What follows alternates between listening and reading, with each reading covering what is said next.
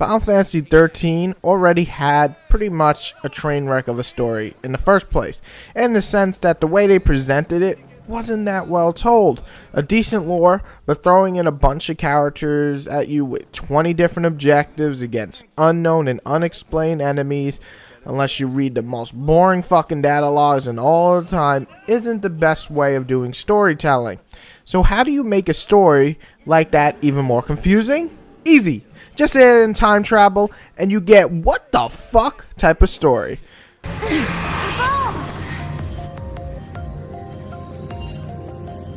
You wanted us to come here. The gates link places and eras that are connected somehow. Your story in this title is to take Noel and Sarah through time to stop the fall of Cocoon. Sounds simple enough, but of course you have the big baddie in the way, Caius. When you see a bunch of guest spots like Hope, Snow, and Lightning, you'll probably be happy, but really, honestly, they're in the game very little. What really gets crazy is going back to different time periods and revisiting the same place in the same time, but a whole different idea because of different circumstances, which is kind of cool in a way, but kind of confusing in other ways. The positives of Final Fantasy 13-2 story is the main enemy, Caius, is actually pretty interesting. Instead of having an all-out evil asshole bent on destroying the world like we always get, we get a guy who's almost kind of like a hero in some sense, trying to stop the time paradox himself in the timeline, but we have to consider him somewhat of a bad guy because, well, he keeps fighting Noel and Sarah. The voice acting is above average, but the dialogue is below average. Some of the most cringe-worthy lines I've ever heard in a fucking game are in Final Fantasy 13 and Final Fantasy 13-2. I don't understand why the writers aren't writing for an audience above the age of 13. We're the ones that grew up with Final Fantasy, not the new kids. Also, the whole time traveling thing just seems to be out of the blue. Final Fantasy 13 had nothing to do with it. And now Final Fantasy 13-2, we have Sarah, who couldn't even fight in the first title, and this mysterious Noel just going out of nowhere and going through all these different times. To be honest, it almost gets annoying at points because it seems that they're trying to fucking confuse you. The whole change the future, change the past. It's stupid. Really, the story is probably the weakest part of the entire game due to some terrible dialogue and weak storytelling. Fans of the first might enjoy seeing some of their characters return. However, anybody who's looking for a well-written story or is used to really good writing in their games now, you won't find in Final Fantasy 13-2.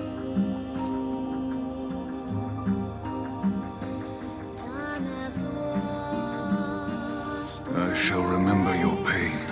It will be carved in my heart, together with the memories of every other Yule, cursed to die this way.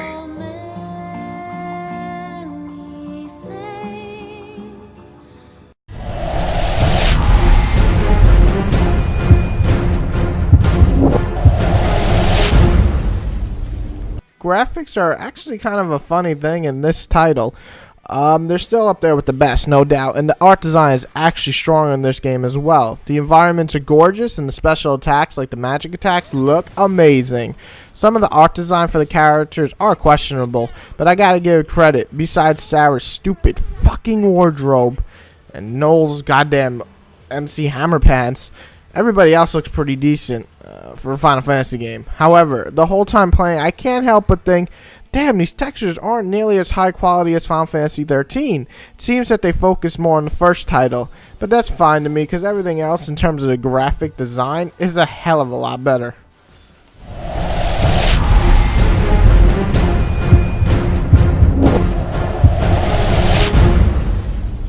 So this is probably where the deciding factor is. There's either people that love the battle system of the last game or hate it. The gameplay stays largely the same when it comes to battling. Switching classes on the go and focusing on managing your attacks on certain enemy groups and basically making sure that you eventually stagger your enemy is the main objective still. Hasn't changed too much, but has made it quicker and easier to manage. I've enjoyed the battle system from the last game, so not changing it too much is good for me.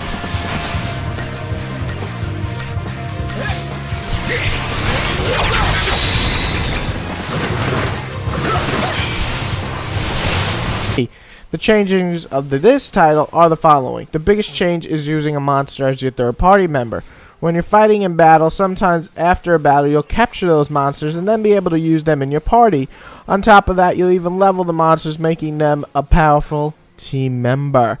I prefer the third party member of my RPG to be a human, but hey, it's not a bad addition. As long as you switch monsters and power them up equally, you should be mostly fine, though definitely wish there was a human.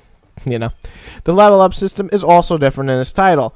It's one big level up grid, but you'll want to place your points in certain areas carefully, because the further that you level up, the harder it is to level up. Meaning that if you level up a bunch of times in one class, if you ever want to level up the next class, it's going to cost you more points to level it up just one level. It's easier to max out one class in this game, but it's a lot harder to max out every class in this title. So pick which class that you want to specialize in wisely. The open world feel is a lot better too. Some newer fans of the series might be confused when they look at the map and they go, wow, that's still linear.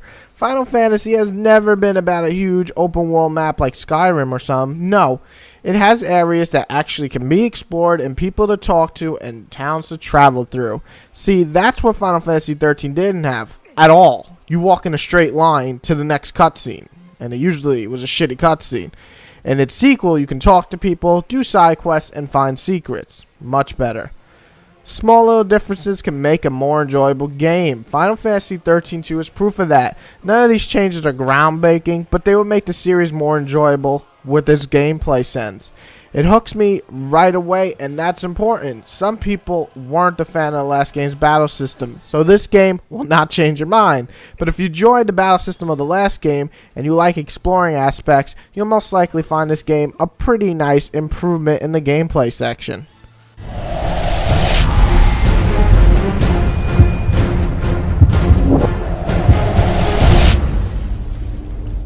Heads in the clouds, thinking self-sacrifice can somehow save everyone.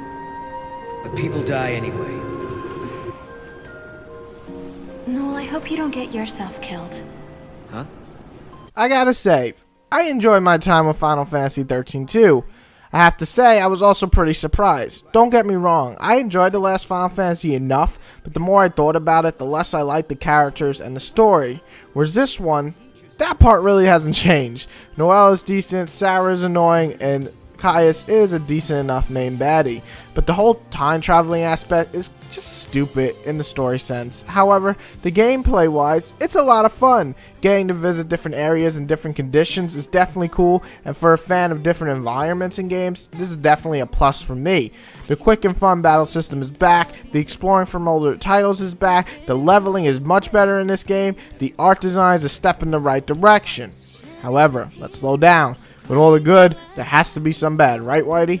Dumb dialogue once again is there. Wacky, fucking dumb story is there. No major change to the fighting system might turn people away, and it's kind of short on the story side. Now, before I get attacked by a bunch of fans, I'm talking about the story. It could be beat within actually like 20 to 25 hours.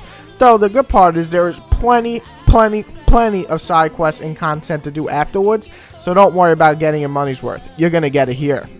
I'll end my review with this. Fans of the last game will probably love this game. People who've played the last game and wanted some minor changes to the gameplay will probably be satisfied with this title.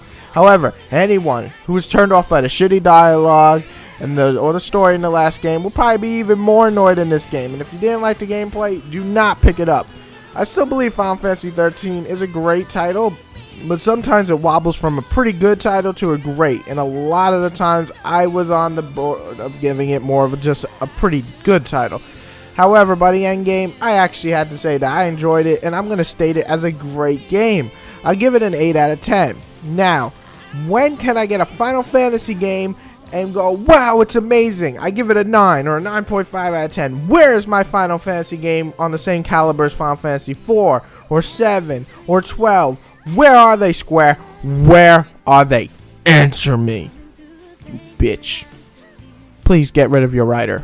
Like, tomorrow.